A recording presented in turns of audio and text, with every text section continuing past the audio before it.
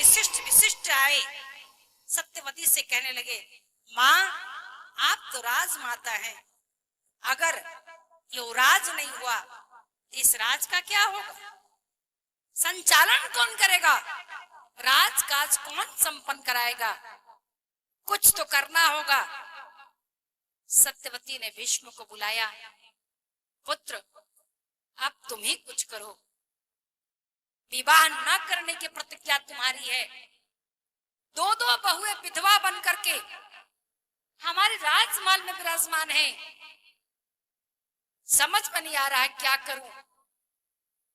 हमारी समझ से अगर वेद व्यास को बुलाया जाए,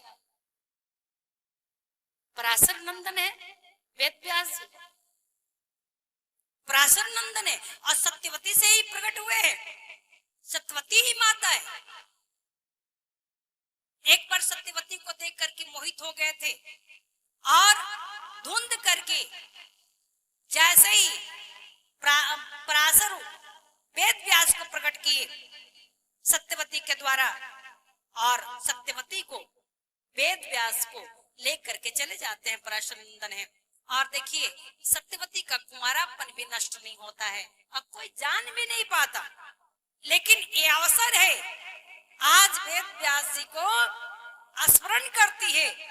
वेद व्यास जी 4 वेदों के ज्ञाता है, ज्ञानी है, सब कुछ जानते हैं। कहती है भीष्म वो मेरा पुत्र है, जाकर के उसे बुला कर ला। भीष्म आते हैं, नियोजन कराती हैं। पहली बहू गई,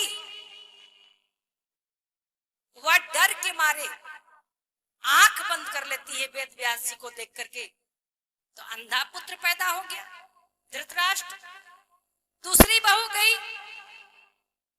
डर के मारे पीली पड़ जाती है वेद व्यास जी को देख करके, तो पीलिया रोग ग्रसित पुत्र पैदा हो गया, जिनको जॉन्डिस लोग कहते हैं, पीलिया रोग।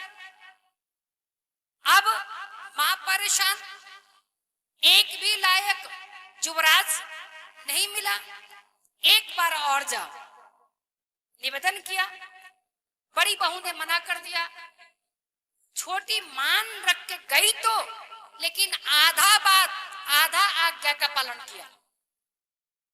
जैसी दरवाजे पे गई उसकी हिम्मत नहीं पड़ी वेद व्यास जी के सामने जाने की।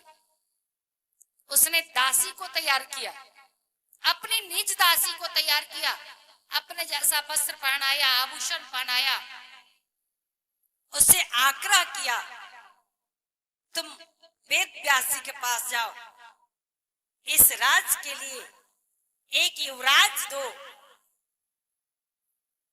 दासी तो खुश हो गई, प्रसन्न हो गई। अहो भाग्य, जो हमारा पुत्र युवराज के पद के लिए योग्य माना जाएगा। और तुरंत भर में वो वेद व्यास के पास गई, पूर्ण रूपेण सहर्ष समर्पण कर दिया, तो विदुर जी पैदा हो गए। हाँ, विदुर जी नितिज्ञ थे, विद्वान थे, ज्ञानी थे, क्योंकि दो लोगों का तन का मिलन नहीं होता, ये तो आत्मा का मिलन होता है, तब जाकर सुंदर संतति प्राप्त होती है। सुंदर संतति जब प्राप्त होती है तो जीवन सफल हो जाता है। विदुर जी वेदज्ञ हैं, ज्ञानी हैं, नीति जानने वाले हैं और भगवान के भक्त भी हैं, परम भक्त हैं विदुर जी, भगवान के परम भक्तों में से विदुर जी हैं। विदुर जी महाराज जब 3 पुत्र पैदा हो गया, इनका विवाह हुआ। और देखिए धृतराष्ट्र को गंधारी से विवाह कराया गया। गंधारी ने देखा पति अंधा है, पातिव्रत धर्म पालन करने के लिए आंखों पर पट्टी बांध लिया। कथा आप सब जानते हैं। कहा महाराज पांडु के 2 पत्नियां, पहली कुंती, दूसरी माद्री। कुंती से सूर्य नारायण की कृपा से एक पुत्र कर्ण, जिसको कुंती ने जल में बहा दिया, और राधा ने पाला, राधे के नाम से जाना गया। और कहा महाराज पांडु भी बहुत दिन राज नहीं कर पाए। पांडु जी भी जब शरीर का, पांडु का भी जब शरीर त्याग हो जाता है, शांत हो जाता है, तो कुंती ने पांडु के मरने के पूर्व, चूंकि दुर्वासा ऋषि ने उसे मंत्र दिया था, उसी मंत्र की परख करने के लिए सूर्य की तरफ आकर्षित हो गई थी और कर्ण प्रकट हो गया था। जैसे सूर्य भगवान आए तो भगवती कुंती ने कहा महाराज मैं कुंवारी हूँ, अगर हमारे गर्भ से कोई पुत्र होगा, मैं तो परखना चाहती थी दुर्वासा ऋषि की बात कितनी सत्य हो रही है, अगर गर्भ से कोई पुत्र होगा तो बदनामी हो जाएगी, हम नारी हैं, लांछन लगेगा महाराज, इसलिए कृपा कीजिए आप चले जाइए। सूर्य नारायण ने कहा कि मंत्र का प्रभाव है, मैं छोड़कर जाने वाला नहीं हूँ, बिना दिए नहीं जाऊंगा। मंत्र का प्रभाव है, दुर्वासा ऋषि का वचन, दुर्वासा ऋषि का ज्ञान बेकार चला जाएगा और बाद में इसकी हंसी होगी, इसलिए तुम्हें तो इसका हमें बुलाया, आवाहन किया है कि इसका प्रसाद तो लेना ही पड़ेगा। कान से प्रकट होने के कारण उस पुत्र का नाम कर्ण पड़ा, क्योंकि कुंडल कवच पहन करके प्रकट हुआ था। और भगवती आपने अस्तित्व की रक्षा करने के लिए, नारी जब कोई संकट में पड़ जाती है तो घबरा जाती है, बहुत बातें छुपा लेती है, उसने ना चाहते हुए भी कर्ण को पानी में प्रवाहित कर दिया था। आज वही दृश्य याद आ रहा है, हमें तो श्राप मिल गया है, पति के पास जा नहीं सकती, पति के पास जाए बिना पुत्र होगा नहीं और बिना पुत्र का हम निर्वंशी रह जाएंगे। लेकिन गुरुजी ने, दुर्वासा ने हमें आशीर्वाद दिया है, तो हम क्यों ना उसी मंत्र का आवाहन करें। पति से कहती है, पांडु से कहती है, पांडु ने कहा देवी कीजिए। 3 देवताओं को कुंती ने आवाहन किया, 2 देवताओं को मातृ ने आवाहित किया और 5 पांडु के रूप में 5 पुत्रों को प्राप्त करते हैं। आप कथा जान रहे हैं, आप सब स्मरण दिला रहे हैं। 5 पुत्रों को पांडु प्राप्त करते हैं और बाद में चल करके यही सिंहासन के लिए, हस्तिनापुर राज्य के लिए घोर युद्ध होने लगा। धृतराष्ट्र को इतनी महत्वाकांक्षा थी कि हम सिंहासन छोड़कर नहीं जाएंगे, और दुर्योधन माता पिता जब आंखों पर पट्टी बांध करके अपने बच्चों को देखते रहेंगे ना, तो बच्चा को गलत संगत में पड़ने से कोई रोकने वाला नहीं है।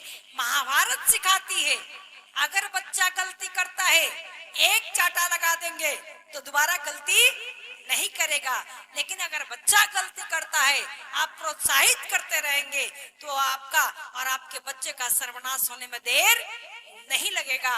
और देखिए इस प्रकार से पांडु, धृतराष्ट्र ने राजगद्दी संभाली, उसके बाद इसी राजगद्दी के लिए युद्ध होने लगा। जिस समय समझौता लेकर भगवान कृष्ण आते हैं, कहते हैं 5 ही गांव दे दो, तो भी कहता है कि हम सुई के नख के बराबर भी बिना युद्ध का हम देने वाले जमीन नहीं है, गांव नहीं है। 5 गांव तो दूर की बात है, अरे हम सुई के नख के बराबर भी भूमि नहीं देंगे। इसलिए अगर भूमि चाहिए तो हमसे युद्ध करना पड़ेगा, युद्ध करना पड़ेगा। भगवान कृष्ण लौट जाते हैं और घोर युद्ध होता है। युद्ध में सारे कौरव मारे जाते हैं, 100 की संख्या में है, मारे जाते हैं। क्या मतलब अगर दुराचारगामी है तो आपका जीवन का कोई लेखा जोखा नहीं है, जैसे आए हैं गाजर मूली की तरह चले जाएंगे। अगर सदाचारी हैं, भगवान का आश्रय लिए हैं, तो आपका बाल बाका भी कोई करने वाला नहीं है। जाके राखो साइया, मार सके ना कोई। हाँ, संसार बैरी हो जाए लेकिन बाल बाका ना होए। सारा संसार बैरी क्यों नहीं हो जाए, लेकिन उसका कोई बाल बाका नहीं कर सकता। कन्हैया पग पग पर रक्षा करते हैं। और देखिए युद्ध समाप्त होता है, राज्याभिषेक होता है, और उसके बाद में एक रात की बात है। परिवार कैसा होना चाहिए, कैसा होना चाहिए। एक रात की बात है। एक रात धृतराष्ट्र ने अपनी पत्नी गांधारी से कहा, यद्यपि पांडु पुत्रों को हम लोगों ने बड़ा कष्ट दिया, लेकिन पांचों पांडव पुत्र हमारा बहुत ध्यान रखते, सेवा करते, बड़े पिताजी, पूज्य पिताजी, माता जी कहते रहते और निरंतर सेवा करते रहते हैं, किसी चीज की कमी नहीं है। लेकिन पता नहीं क्यों हमारी सेवा करते तो मन में खटकता है, मन में खटकता है।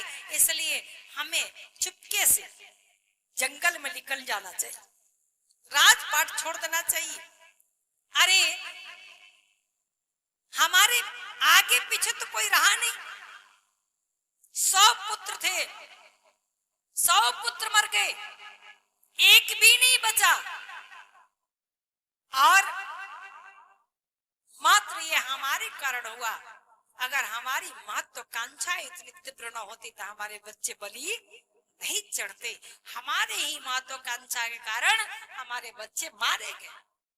और देखिए विलाप करने लगे। गांधारी ने कहा, महाराज जो होना था हो गया, चलिए निकल चलते हैं।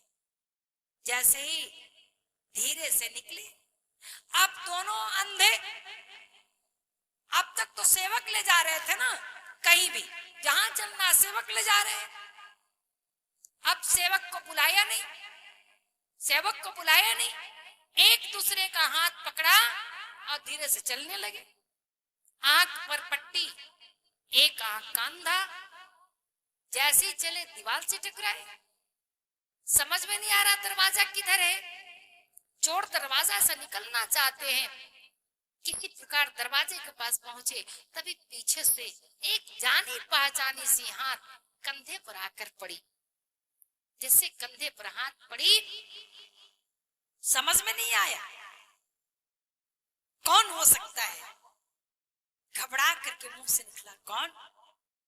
गांधारी ने पहचान लिया, कुंती तुम इसमें क्यों आई हो? रात्रि की अर्धवेला है, इस अर्धवेला में क्यों आई हो? कुंती ने कहा, दीदी कहाँ जा रही हो? हमें छोड़ के जा रही हो? तुम्हारे बिना मैं किससे पूछूंगी? कौन सलाह देगा? देखिए परिवार क्या होता है। हमारे हिंदुस्तान में, हिंदू संस्कृति में परिवार की कितनी महत्ता है, बड़ों छोटों का कितना लिहाज है। कुंती ने कहा, तुम तो हमारी जेठानी हो, हमारी आदत है तुम्हें से आज्ञा लेकर के काम करती हूँ, तुम्हें से पूछ पूछ कर मैं काम करती हूँ, और तुम मुझे छोड़ के जा रही हो। कैसे रहूंगी मैं? किससे सलाह मांगूंगी? किससे सलाह मारूंगी? माना कि मेरे पुत्रों के कारण तुम्हारे 100 पुत्र मारे गए, मैं अपराधिनी हूँ, लेकिन मुझे तो आदत है तुम्हारी, तुम्हारे बिना मैं नहीं रह सकती। दीदी तुम कहाँ जा रही हो? तुम मुझे छोड़कर मत जाओ। और देखिए नेत्रों में आंसू भर गया। पूछा, क्या चाहती हो कि मैं अब पुत्र वधुओं का सहारा लूं? ना ना, मैं तो तुम्हारे साथ चलूंगी, तुम जहां जाओगी वहीं चलूंगी। अब तक तुम्हारे साथ थी, अब इस संकट में तुम्हारा साथ छोड़ दूं? देखिए यही परिवार है।